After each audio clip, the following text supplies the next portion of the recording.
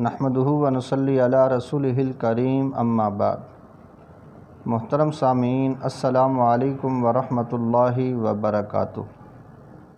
آج میں اپنے دوستوں کو ایمان پر ثابت قدمی کی دعا جو نبی رحمت صلی اللہ علیہ وسلم سے منقول ہے وہ بتلاؤں گا، اور گزارش کروں گا کہ ہر مسلمان کو یہ دعا صبح و شام روزانہ کی بنیاد پر پڑھنی چاہیے، اور ہر مسلمان کو یہ بھی چاہیے کہ وہ اپنی اولاد کو، اپنے بچوں کو، اپنی بچیوں کو، مستورات کو یہ دعا سبقاً زبانی یاد کروائیں اور پڑھنے کی تلقین بھی کریں، کیونکہ ایمان انسان کا قیمتی اثاثہ ہے۔ جس کا خاتمہ ایمان پر ہوگا وہ یقینی جنتی ہے، اور جس کا خاتمہ کفر پر ہوگا وہ یقینی دوزخی ہے۔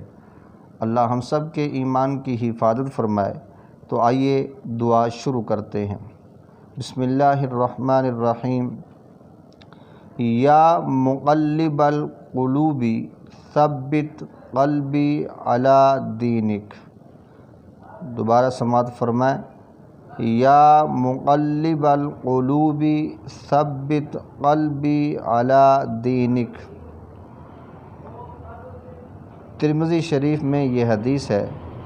ترجمہ: آئے دلوں کو پھیرنے والے، میرا دل اپنے دین پر جما دے۔ فضیلت: رسول اللہ صلی اللہ علیہ وسلم کثرت سے یہ دعا پڑھا کرتے تھے، تو ہمیں بھی چاہیے کہ ہم بھی کثرت کے ساتھ یہ دعا پڑھا کریں۔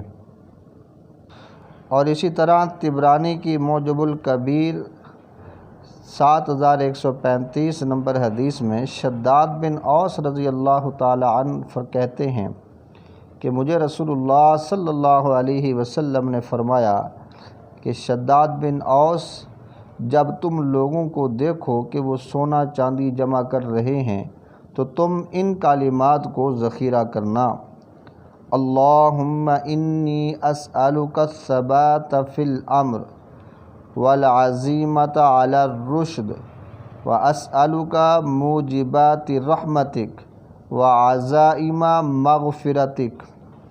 یہ دوسری دعا ہے، دوبارہ سماعت فرما لیں۔ اللہم انی اسألک الثبات فی الامر والعزیمۃ علی الرشد واسألک موجبات رحمتک وعزائم مغفرتک۔ ترجمہ: یا اللہ، میں تجھ سے دین پر ثابت قدمی اور بھلائی پر پختگی کا سوال کرتا ہوں، اور تجھ سے تیری رحمت اور تیرے مغفرت کا موجب اور یقینی سبب بننے والے اعمال کا سوال کرتا ہوں۔ تو ایمان پر ثابت قدمی کی یہ دونوں دعائیں نبی رحمت صلی اللہ علیہ وسلم سے مروی ہیں۔